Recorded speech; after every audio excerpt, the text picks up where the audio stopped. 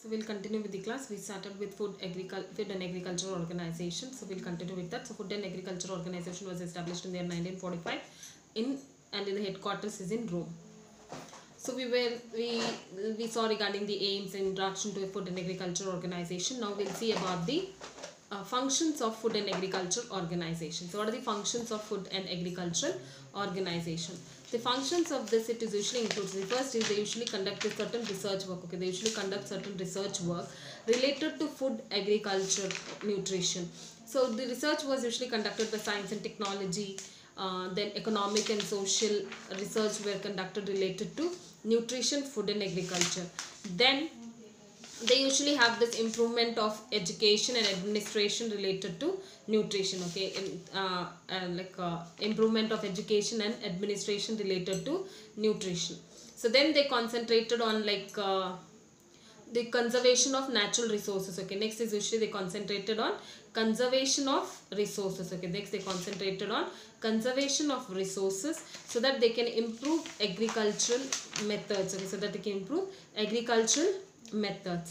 So next is usually they had like improvement in the production, marketing and distribution of food. Okay, production, marketing and distribution of food. So that is usually there. And next is usually adoption of international policies. Okay, adoption of international policies for improvement of agriculture. Okay, for improvement of agriculture.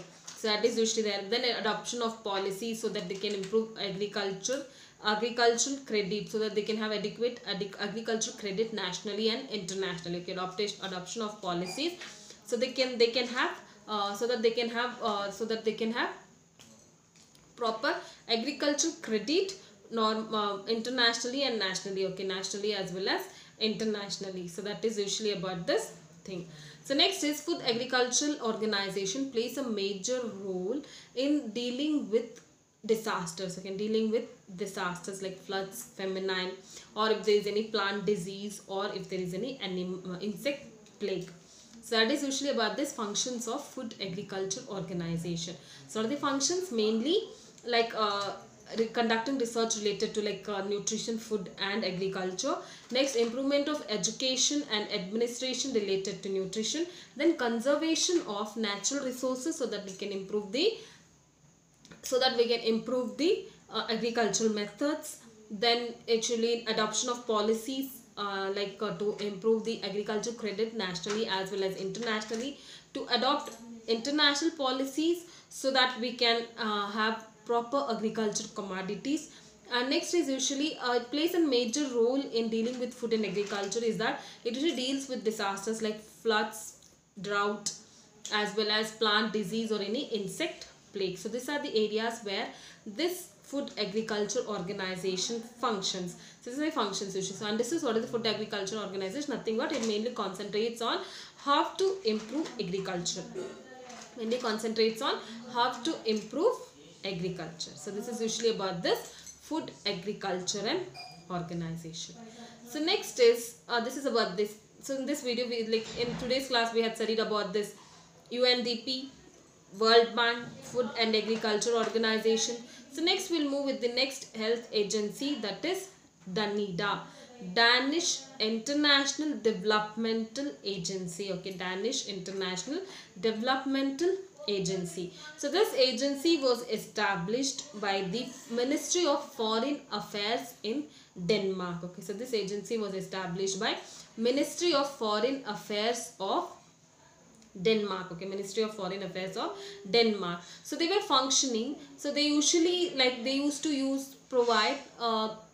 usually help those countries who were providing humanitarian role and help in developing the nation of other developing countries. Okay, for other developing countries. So that is usually they used to provide aids. Okay, that usually they used to provide help for those countries who were providing humanitarian role. Okay, who were providing humanitarian role as well as developing as well as any developmental assistance. Okay, any developmental assistance to the developing countries. Okay, to the developing countries. So what are the functions of this DANIDA?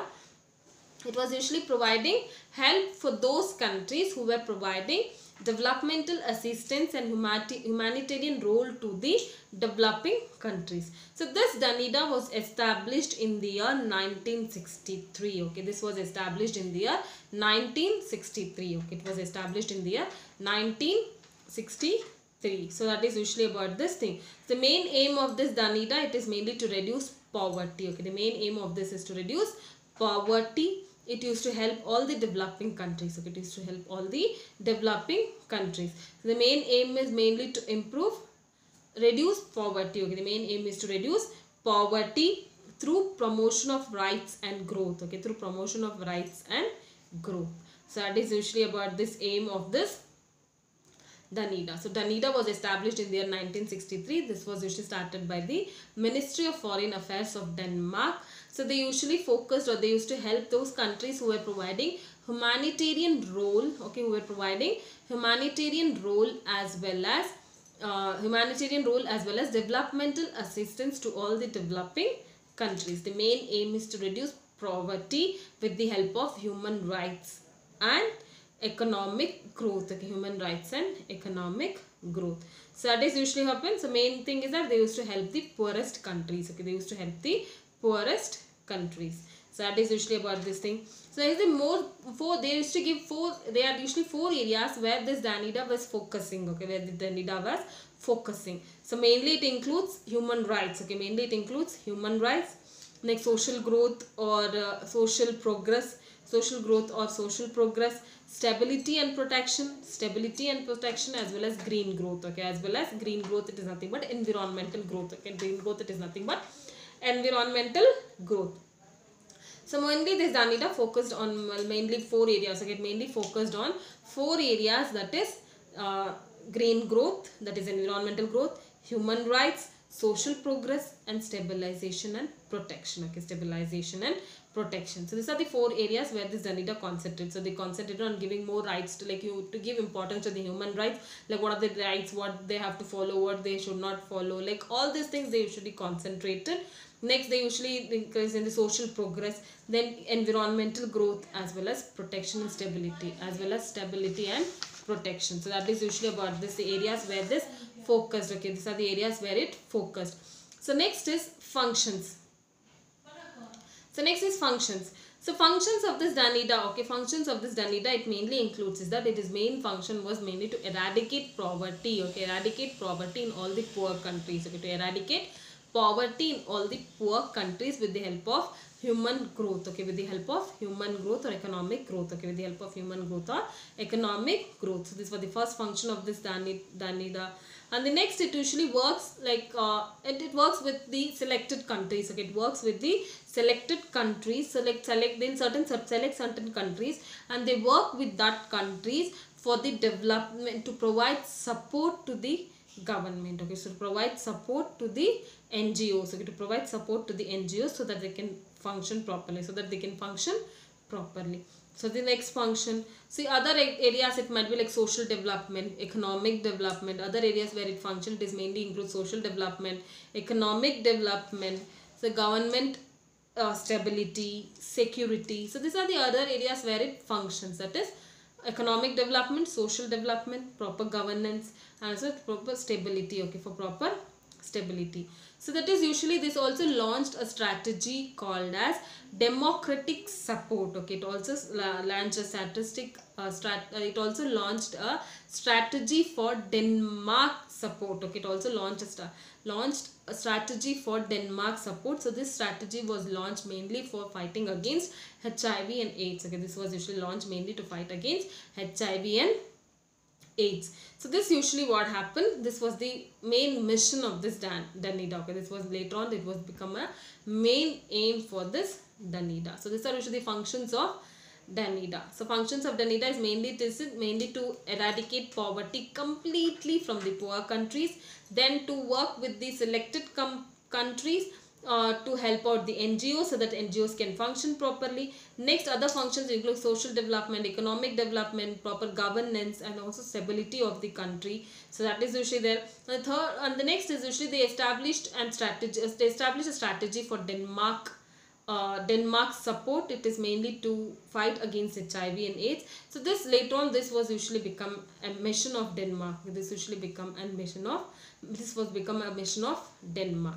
So this is about this Danida. Danida, it is nothing but Danish International Developmental Agency. Okay, Danish International Developmental Agency. This was established in the year 1963. So this was usually established by Ministry of Foreign Affairs of Denmark, who usually concentrate or who help the countries who were giving humanitarian support as well as developmental assistance to all the developing countries. So main aim is to eradicate poverty with the help of human affairs as well as economic growth, and the areas where it concentrated was human rights, green growth, social progress, stability and prevention.